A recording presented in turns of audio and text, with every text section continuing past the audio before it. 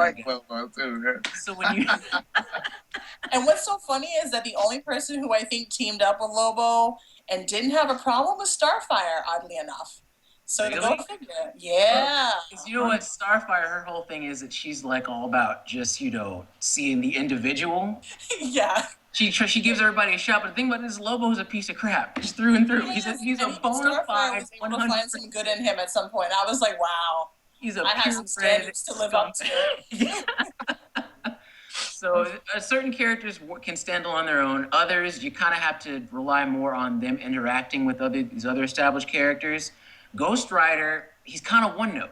He's a victim of a Faustian pact that he made with, was it Darkheart or was it Lucifer? I can't remember who. I think it was anyway, he made like a Luciferian pact, and it was like, all right, you're trying to find a way to cure yourself. That's cool. How many seasons can you really run with that as a premise for a show? You can't, because he's not supposed. If he cures himself, then that's the end of the series, effectively. Exactly.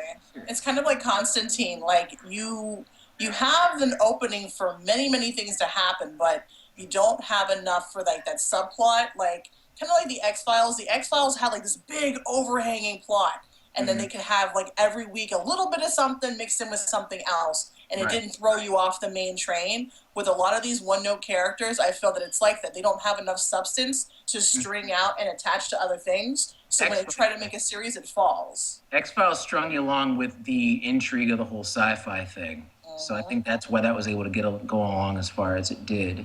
And, sci-fi news. So, Mass Effect, Andromeda. You guys have heard about this? Fill me in. I've been doing a lot of Star Citizen type stuff. No problem. That was actually a pretty good segue. So, Mass Effect Andromeda is the, I guess, in development sequel to the immensely popular Mass Effect video game franchise, of which I love. It goes down as one of my all-time favorite video games. People are excited and both weary, and for justified reasons, because after the just behemoth that Mass Effect was, you have people that complain about the ending of Mass Effect 3, but I'm like, dude, shut up. What is wrong with the ending? The ending was like, holy freaking crap. Nothing. There's nothing wrong with that ending. Just because it wasn't the classic Michael Bay, everything exploding, Shepard makes out with whoever he's dating at the end of the movie. It's like, that universe ended exactly where it needed to be by the end of that franchise. Yeah. That video game had one of the best endings I've ever seen. I don't care what anybody says. So trying to follow that up, I feel, could be really difficult. Unless you take away and like kind of like divorce yourself from everything that had been pre-established in the other games. Are they doing the same characters or a different crew? I don't know. I actually don't know. I know we've seen in the trailers the N7 armor. I don't know, Seven, if you could pop up that pic that you showed us beforehand. You see it's the same logo. It looks like it's the same model armor, the N7 armor. But I don't think it'll be Shepard. I think this will be a completely new character. It might even be in a completely different universe. But if that's the case, it would be essentially just Mass Effect in name only. Which, if it's a fresh game, I'm open to the idea of it. But I just don't want it to become like some type of like afterthought game where it's just like, remember that really awesome game? This is a game that has the same name as that.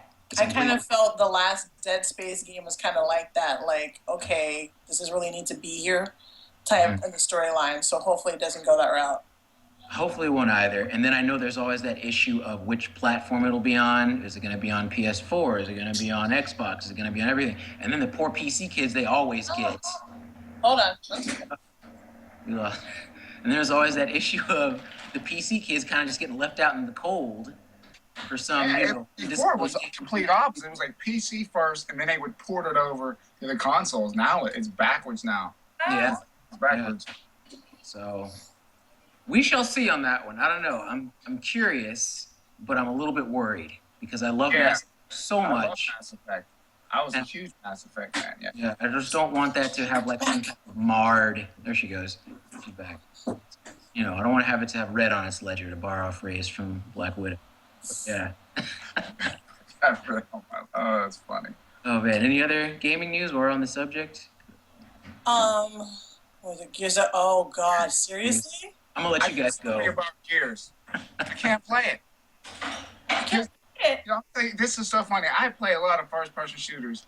Gears gave me motion sickness, so I had to stop playing it. And I would like get ready like I'm about to throw up. Oh I man. want ginger ale. Yeah, I just can't. Man, the way the guys move, I'm I not love the really game. big I on think shooters, yeah, I can't. but I can play that one. That and the story. There's actually, I think that's what attracted me to it because I was like, holy crap! There's story. There's characters. When they started playing Mad World, when one of the characters died, like I felt feels for that character, and I'm not used to that in like a first-person shooter.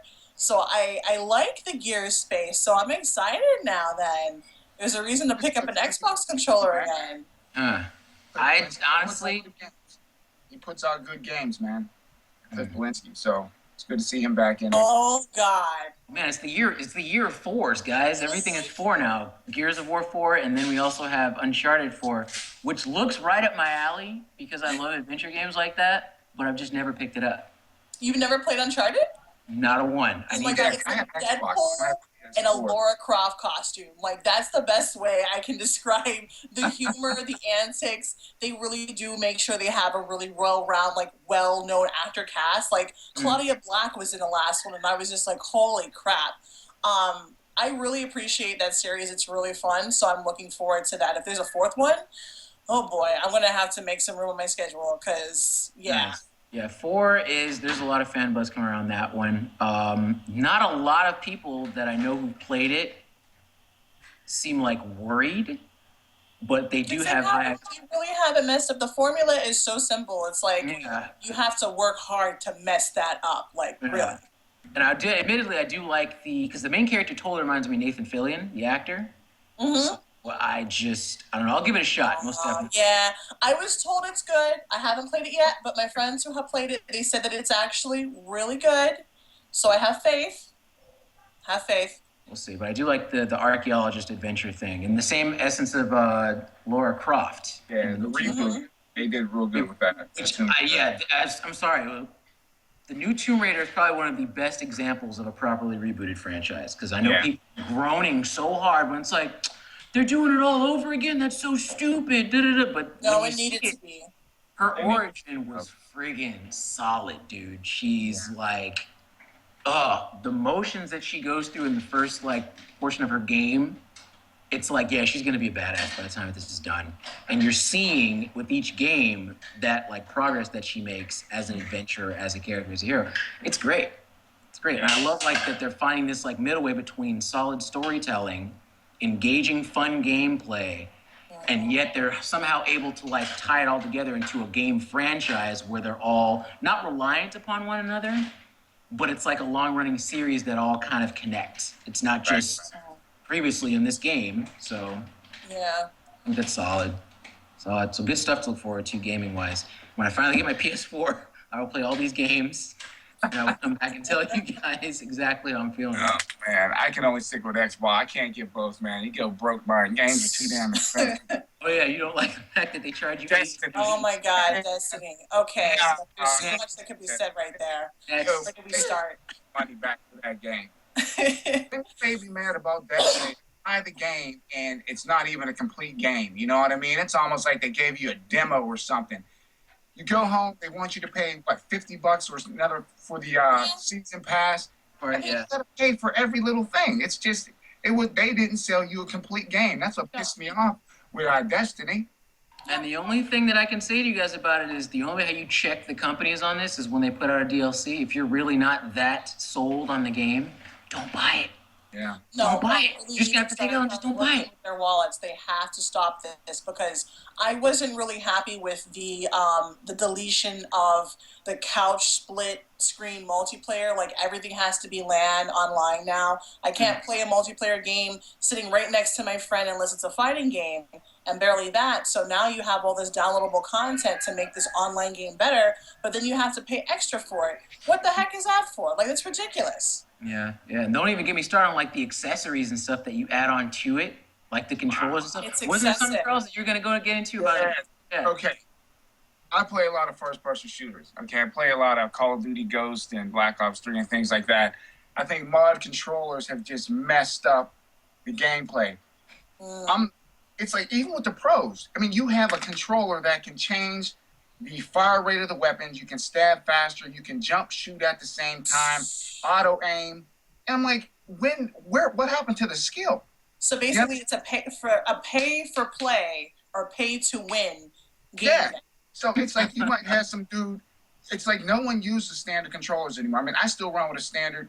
I'm saying I'm going to just rely on my skill, not so much that, put it this way. You'll go and get a sniper rifle, one shot, one kill. You'll hook it up to a rapid fire mod and just yank the trigger, blast off about 10 shots, hoping to hit somebody. You understand what I mean? It takes no skill to do that. And it's these controllers. I mean, you can go in and change all the dead zones. And again, the fire rate, the stab, the jump, drop shot, auto breathing, auto run, auto reload. And I'm like, where's the fun in that? I was about to ask that. No fun in it. Yeah. I mean, I've been consistently a console kind of guy since like birth, basically. So I can't really weigh in on that, but I can see your argument for and against actually. But yeah. Oh, so new trailer for that came out. This is going to be an interesting season for a lot of Game of Thrones fans because those of you who don't know, the series has caught up to the novel series, the books. Game of Thrones is based on a novel series. If you've been living under a rock for the last 10, 20 years, it's going to be weird. It's going to be kind of weird because we've caught up now. And it's like where the fifth book left off, you were in this, not an abyss, but your characters scattered. Something major is going to go down. No spoilers. Something major? Hell yeah. The world is going to turn in on itself. Like, so it's just seeing it. And then it's like watching the show when we finally do get the book, whenever George R. R. Martin freaking finishes it and puts it out. Is it going to be different? Is the ending going to be different? Because there's supposed to be 3 more, right, Geisha? You're my fantasy girl. Yeah, I think, he cranked them out. I think he really is trying to finish this before he dies. Like, all due respect to George, but I think that really is the whole point. They want him to finish this so bad. The curious thing about that is, though, a little bit of like insider thing with the biz, is that when they sat George down and they were basically pitching him for the series on